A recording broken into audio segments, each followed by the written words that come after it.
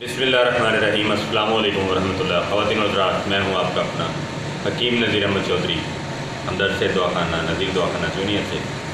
ख़वातीन और हज़रात, जैसा कि आप जानते हैं कि मैदे के बहुत से अमराज होते हैं, तो आज मैं 4 चीज़ें हैं जो कि मैदे के अंदर अगर खुदा न खास्ता अगर आपको हैं तो आप किसी मर्ज़ का शिकायत हैं।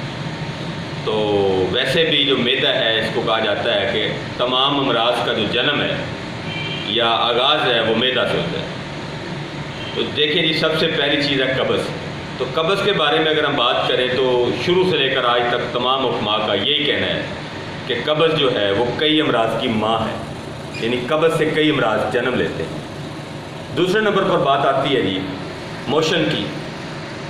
अब मोशन जो है उसकी मज़ीद 2 किस्में हैं। एक होता है कि आपको पखाना आ रहा है लेकिन वो टूट टूट के आ रहा है, मुकम्मल मोशन नहीं है, और वो दिन में 2 या 3 बार आएगा, और उसमें आपका लाजमन जिगर जो है वो ख़राब होगा।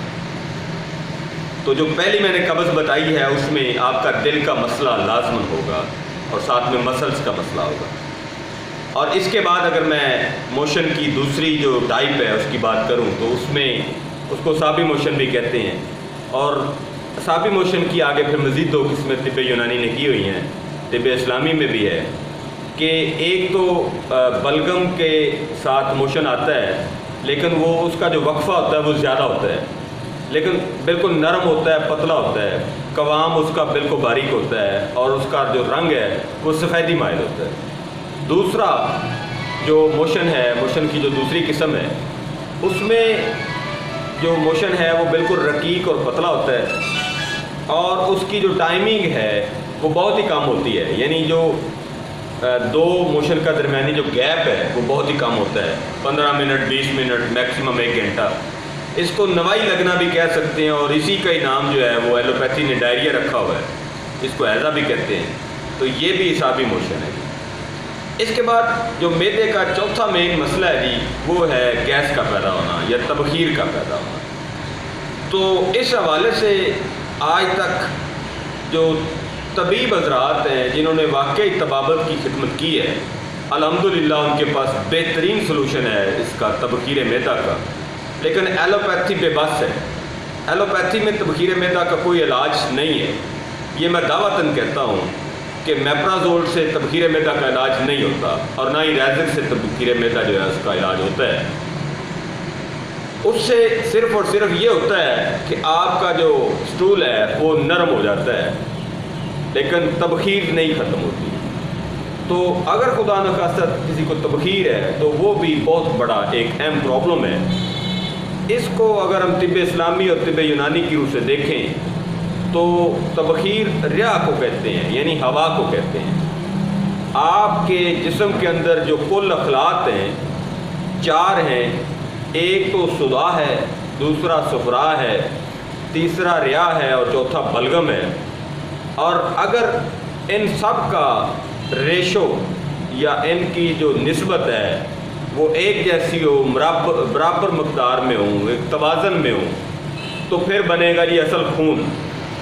तो अल्हम्दुलिल्लाह अगर आपका स्टूल केले की तरह नरम हो और जुड़ा हुआ हो, और साथ में आपको ना कब्ज़ हो, यानी 24 घंटों के बाद आपको पखाना आए, और वो उसका जो कवाम है वो केले की तरह है, और साथ में आपको कब्ज़ की शिकायत भी नहीं है, गैस भी पैदा नहीं हो रहा, तो अल्लाह का शुक्र अदा करें। शुक्र तो अल्लाह का हर हाल में अदा करना चाहिए, लेकिन तब आपको कोई मर्ज़ नहीं है, आपका सही खून पैदा हो रहा है, आपकी एनर्जी सही बन रही है।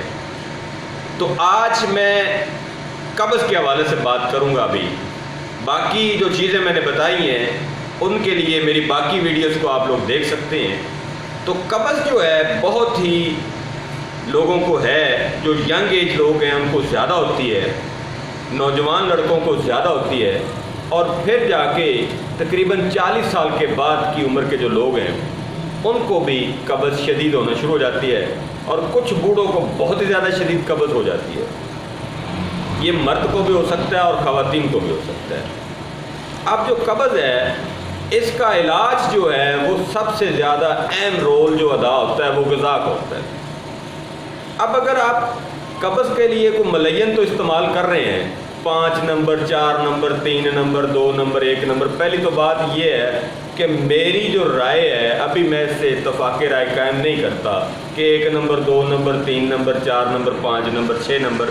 بہرحال یہ نمبروں میں بھی کچھ ریسرچ کی مزید ضرورت ہے، اور دوسرا ان کے اندر جو چیزیں استعمال ہوئی ہیں ان کے اندر بھی کچھ معاملات ہیں، تو حکماء کو ان کی طرف جو ہے وہ توجہ کرنی چاہیے۔ تو قبض کے لیے جو غذا ہے وہ بہت ہی اہم رول ادا کرتی ہے۔ کوئی بھی مریض آپ میں جس کو قبض ہے خدا نخواستہ، وہ ریشہ دار غذاؤں کا استعمال کرے، پھلوں کا اور کچی سبزیوں کا زیادہ استعمال کرے، گوشت، انڈا اور باربیکیو، فاسٹ فوڈ، چائے، بوتل، سگریٹ اور بیکری آئٹمز جو ہیں ان سے گریز کرے، اور پھر کھانا جو ہے اس کو اچھی طرح سے چبا کے کھائے۔ پانی جو ہے وہ کھانا کھانے کے پہلے بھی اور 1 گھنٹہ بعد میں بھی اچھی طرح سے پیے۔ تو ساتھ میں کوئی بھی ملین چیز جو ہے، جیسے پودینہ ہے، جیسے اجوائن ہے، جیسے لہسن ہے، سونٹ ہے، پھر کالی مرچ ہے، پھر زیرہ سفید ہے، یعنی یہ وہ تمام چیزیں ہیں جو آپ کے کچن میں موجود ہیں جن کے استعمال کرنے سے، دیکھیں میں ایک بات یہاں پہ کہہ دیتا ہوں کہ اللہ سے دعا کریں، اور دوائی کے لیے آپ اپنے گھر سے سونف، زیرہ، اجوائن بھی کھا لیں گے نا تو انشاءاللہ اللہ آپ کو شفا دے گا، پر نیت یہ کرنی ہے کہ آپ نے اپنی غذا کا خیال بھی رکھنا ہے اور اللہ سے دعا بھی مانگنی ہے شفا کے لیے، اللہ تعالیٰ ہمیں صحت و تندرستی عطا فرمائے۔ اور دوائی بھی آپ نے استعمال کرنی، اور دوائی آپ نے کچھ اسٹیرائڈ کی طرف نہیں جانا، کوئی ہائی پوٹینسی اینٹی بائیوٹکس کی طرف نہیں جانا، ایک نارمل سی روٹین میں جو چیزیں گھر میں موجود ہیں ان کو استعمال کریں، جیسا کہ اجوائن جو ہے وہ بہترین چیز ہے قبض کو ختم کرنے کے لیے، لہسن پاؤڈر بہترین چیز ہے، ادرک کا استعمال صدیوں سے ہوتا آ رہا ہے، پھر اس طرح سے کالی مرچ ہے، زیرہ سفید ہے، پھر کچھ دوستوں نے رائی کو استعمال کیا قبض کو ختم کرنے کے لیے، لیکن میں ان لوگوں سے گزارش کروں گا کہ رائی جو ہے یہ گیس میں تو کمی لاتی ہے لیکن پیٹ کا ستیہ ناش کر دیتی ہے، میں یہاں سے ستیہ ناش بھی نہیں کہتا، اور ہارٹ کا برا حال کر دیتی ہے۔ تو لہذا رائی کی بجائے آپ بہتر یہ ہے کہ تمائی کو استعمال کریں، یعنی تمے کو استعمال کریں، اور تمے کی مقدار جو ہے وہ انتہائی کم رکھیں، پھر گرم پانی کا استعمال کریں۔ تو اگر میرے دواخانے کی چیزیں آپ کو اس حوالے سے چاہیے تو میرے پاس ایک تو ملین کا کیپسول ہے جی، 2 سے 3 کیپسول کافی ہوتے ہیں، زیادہ کی کوئی ضرورت نہیں ہوتی۔ پھر غذا کی ضرورت ہوتی ہے، آپ نے غذا کو سیٹ کرنا ہوتا ہے۔ اس کے علاوہ اکثیر میدا کیپسول میرے دواخانے کا جی، ہمدرد سے دواخانہ چونیا کا۔ پھر اس کے ساتھ ساتھ اگر آپ کو قبض ہے تو میرے دواخانے کا بروماسڈ سیرپ ہے، اس کو آپ استعمال کریں تو انشاءاللہ آپ کو قبض میں فاقہ ہوگا۔ پیپرمنٹ ہے، یعنی پودینے کا بنا ہوا ہے۔ تو اصل میں بات پھر وہی میں کروں گا کہ آپ کو جب تک یہ خود احساس نہیں ہوگا کہ میں نے اپنی غذا کو ٹھیک کرنا ہے، تب تک آپ کی قبض ٹھیک نہیں ہوگی۔